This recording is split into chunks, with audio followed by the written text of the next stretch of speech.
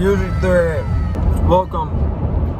I think this is episode 3 of this series as I'm taking you from beginner to pro, learning all the skills that you need to begin your journey of music production from wherever you're at. Hopefully this is going to take you to the next level. Today we're talking about music production. This series I typically have a much higher production level on this channel, much quicker edits, slowing it down a bit for this series, doing kind of more vlog style content. And this is my drive to the gym. I'm going to talk a little bit about my thoughts behind music theory, what specifically we're going to get into, and most importantly the mentality that you need to have as you're going into this topic, because mentality is everything. It's key. We're going to get into all that and more. First, we got to hit the gym, get these reps in, then drive back to the studio, talk about music theory. Let's get into it. Just finished my workout today. Hit some back, some arms. Now we're heading home. Gonna get into the studio showing you guys my music theory process. This was an area where I actually was brought up classically trained on the piano from a young age. Pretty much as soon as I could walk, my parents had me sitting down at the piano, learning classical music, sight reading, festivals, competitions. That's a lot of my background. Over 15 years doing classical piano things, and 4 or 5 of those years I actually taught music theory, classical piano as well. And so I do have a background in that side of it. Typically though, the stuff I was learning and teaching is much more on the classical side of music, which isn't bad by any means, but as music producers, music theory, I know we can view it almost as a necessary evil and not necessarily as our first decision. Because if you're like me, when I discovered music production on GarageBand at age 8, it actually made music cool for me. Because before that it was a chore, and music was a necessary evil in my life. Music theory was, always has kind of been. And the music production side was what made it feel like a video game to me and made it cool. But the music theory ended up being super important because now I have a back pocket catalog of information in my brain that gives rules to everything that I'm doing. I can choose to obey those rules or not, but knowing the rules really helps me not get anywhere too wonky unintentionally. So, as we're going into music theory today, we're going to be learning just kind of the bro music producer side. I'm going to teach you really only the bare essentials that I think you need to know. I learned a lot of extra stuff that honestly, do I think I need to know it? No, I taught a lot of extra stuff that I think people necessarily need to know it. Not as much. It might be a longer video than normal. There might be a lot more talking versus actually creating music. But hopefully by the end of the video, you're going to see how you can use music theory to achieve your goals in music production, whatever those may be. We all like driving fast cars, right? The car's momentum and car moving wouldn't be possible with key features in the engine that allow the car to function in the way that it does. And so it's the same with music. We love listening to music, we love playing it loud, we love a certain sound, and that wouldn't be possible with some key features. And those key features are found in music theory. And so today, you can consider me your mechanic, I guess. I'm gonna be taking you underneath the hood of music, all music in general, showing you a little bit of how these specific parts work and function together. Even if you don't come away today and have key knowledge on how to fix every single specific part of the car, you have a general overview of this is how my car functions, and therefore a better appreciation of how it all works together and how you get to drive in your fast, loud car. So let's get back to the studio. We'll start making some music and teaching music theory. Okay, we're back in the studio, back from the gym, freshened up, ready to go. And I've got some stuff prepared for you guys today. I've written out some notes, some things that I think are going to be helpful. As we're diving into the essentials, I'm going to be showing you exactly in Logic where you can access these change them how you want, and mess around with it.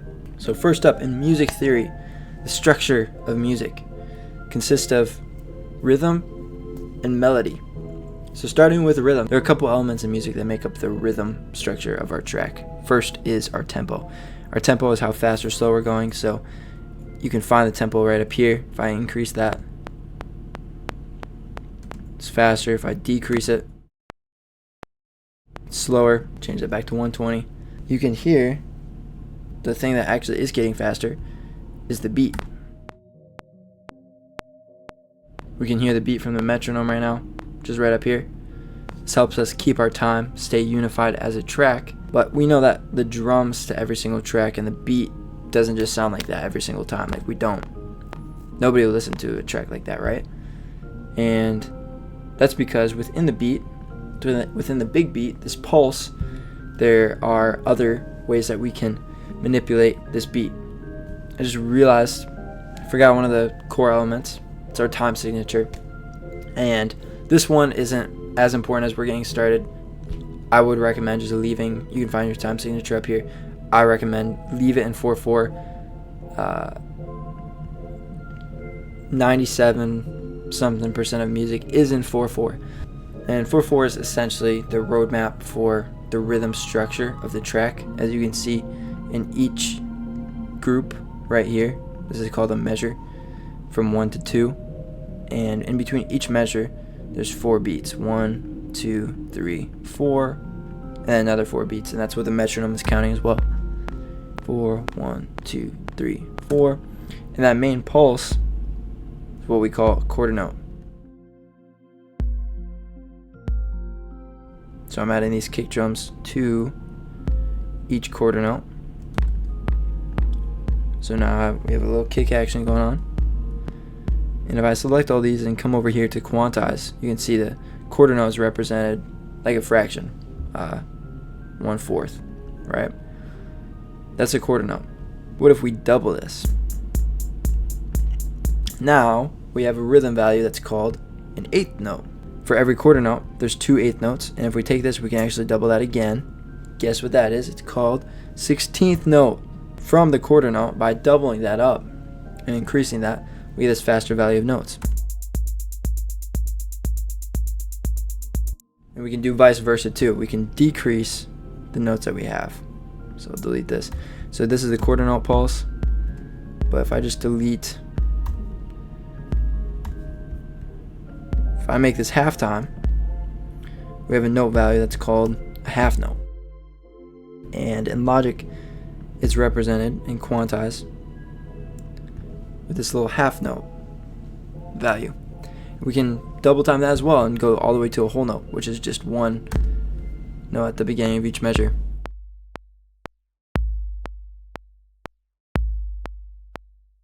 There's definitely more to it than that. That's the foundation of your beats though, and that's the foundation of making beats in Logic Pro. I encourage you, as with everything else in this video, go and experiment and have fun with this and see what you can come up with. That's going to be your best teacher there. This is, again, just the foundation. So that's a rhythm, and rhythm and melody go hand in hand because your melody is going to be in a certain rhythm. So you're always going to be using rhythm. Melody, things just get more complicated and more fun. Let me open up our keyboard here. I'll enlarge that so you can see it. So these are our notes. This is just a piano, right?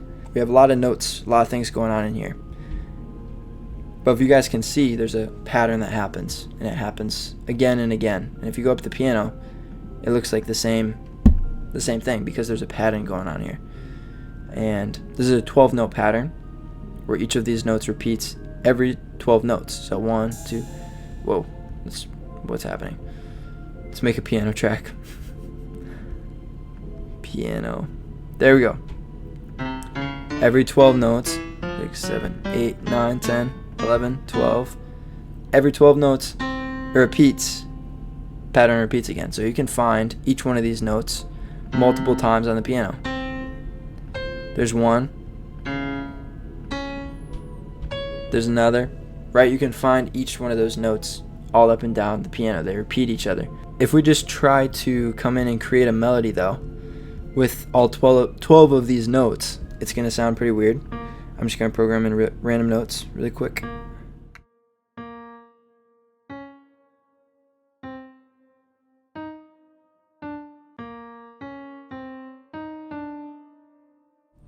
Kind of weird. Like, what's going on? We don't understand. And maybe you've even made music or heard music made that was made with somebody not understanding the importance of the next step that we're going to be talking about, which is a scale. And a scale in music is super important because this is what takes those 12 notes and actually makes them make sense together. There are a lot of different types of scales. A lot of them are helpful. In this video, we're learning the foundational scale, the most simple and basic one. And I would encourage you, honestly, just stick with this scale for as long as you want. It's a major scale, and specifically, it's going to be our C major scale. In music, the notes are categorized by letters in the alphabet, A all the way up to G. So A, B, C, D, E, F, G, and then it starts over again, A, B, C, D, F, G, A, B, C, D, E, F, G, categorized over and over again. And these notes are on each of the white keys. So I'll show you. Here's A, B, C, D, E, F, and G. And then it repeats itself again and again and again up and down the keyboard. For now, we're going to just be focusing on the white keys. We're going to be playing a scale. The scale is the C scale. So if you guys remember, A is right here. You'll start to learn to recognize notes by their position to the other black keys around them. So like this A, I can tell it's an A because there's 3 black key groups right here, and I remember that A is right in between those. Boom, this is A, B, and then C. And so let me show you what a C scale looks like. You might be able to figure this out already if you're tracking with me, but a C scale goes from one C to the next C. So all these notes, all the white notes in between, those are all the notes in the scale of C. Every other scale except C uses these black keys. But to keep things really simple for us so that we just have one thing to focus on, we're going to keep in the scale of C just using these white keys for the purpose of this video. You can totally get into other scales later. There's even a pattern that's really helpful that lets you play in other scales and learn other scales really quickly. For now, keep it easy. You're going to stay in C. Let me program out a scale. So we come down to our piano roll, right? Boom, piano roll. And we're going to type out a C scale. So C, just all the white keys, right? Starting on that note, you find C again, the position of the black keys. 2-note black key group. I know that this is a C, and it says C1 next to it. So there you go, doubly easy for us.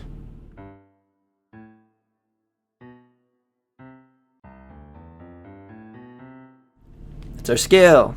Yay. Within the scale, we create melodies and also chord progressions. What is a chord? So in the scale, we have notes, right? But what happens when we start combining notes together? We get something called a chord. Lots of different types of chords in this video. I'm going to show you the most basic form of a chord, which would be a triad. So for every single note in the C scale, we can create a triad using the pattern where we skip over one of the notes in the C scale, and then we skip over the next note in the C scale, like you see I just did here. Here's C, then I skipped over D, and I went to E, and I skipped over F, and I went to G, and then we could repeat that for every single note of the C scale.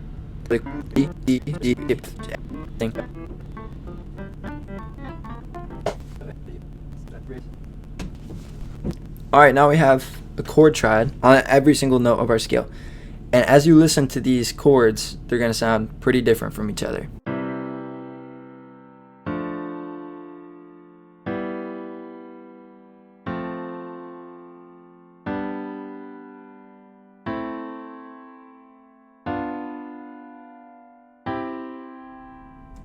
So from C at the bottom to C at the top, these are all of the chords in our C scale at their most basic form. And as you were listening to each one of these chords, you could hear some of them sounded different. than others. Half of them sounded happy, half of them sound sad, and one sounds just kind of interesting. Here's a happy sounding one, then sad sounding one, another sad sounding chord, then a happy, another happy sounding chord, then sad, then kind of a weird chord, back to our C chord, a happy chord. This is a pattern in a major scale that we actually will use to build out our chord progressions. This is what I use in my head every single time. It's called the number system, and it's super helpful. It might take a second to learn and pick up on the concepts, but when you do, it gets really, really easy and fast to start building out amazing chord progressions. So in the number system, we have those happy, sad sounding chords, and in music theory, they're called major and minor chords. So you have your major chords, which are happy, and minor chords, which are sad. And then we have this random chord, which doesn't get used very much. It's called the diminished chord, but I just labeled it as weird because using these numbers, we can create a chord progression. Basic chord progression is typically only 4 chords. So I'm going to shorten this. We're only going to use 4 of our chords here. As you're developing this, you're going to be able to start picking out chord progressions in different songs, figuring out, oh, that was the 1 chord, that was the 5 chord, that was the 4 chord. It gets really helpful, and I highly recommend learning this side of music theory so that you're able to train your ear to hear what chord progressions your favorite songs are using. So for this video, we're going to choose a really basic chord progression that I use a lot. It's the 1, 5, 6, 4. So we're going to start with the 1, and the 1 is just this C, starting on C, and then 5, so we go 5 steps up from C. 1, 2, 3, 4, 5. It's a G. So let's move this to G. Make sure all the notes are in the scale. Then we'll do a 6. And then 4, which is already there. So now we have our first chord progression using the 1, 5, 6, and 4.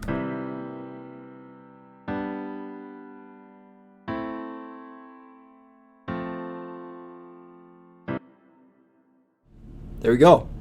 It's not bad, but it sounds a little choppy. Here's what we can do to take the chords and make them sound a little bit more unified and a little less choppy like this. So if you look at this, you can see C is way down here, then our G is up here, and everything else is up top like this. So what I want to do is take some of these bottom notes and I'll move them up to a higher degree. So I take the C, move it up to our C up here instead. Hear how that sounds?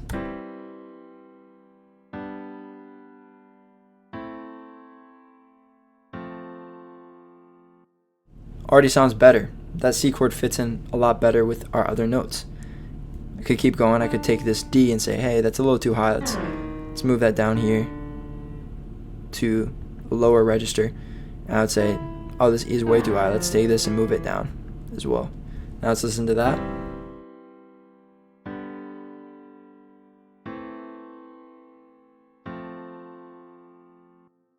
Sounds good. Now that the bass notes are a little bit different because I moved a few of them down, I'm going to add the original bass notes back in an octave lower. So we start on the 1, which is a C, and then we move to a 5. So I'm just going to add these in. Then 6, then 4.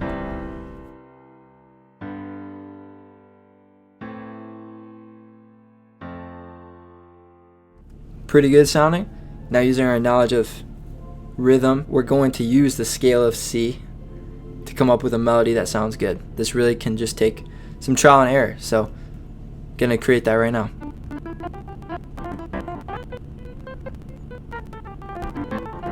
I came up with a melody. Here's what it sounds like.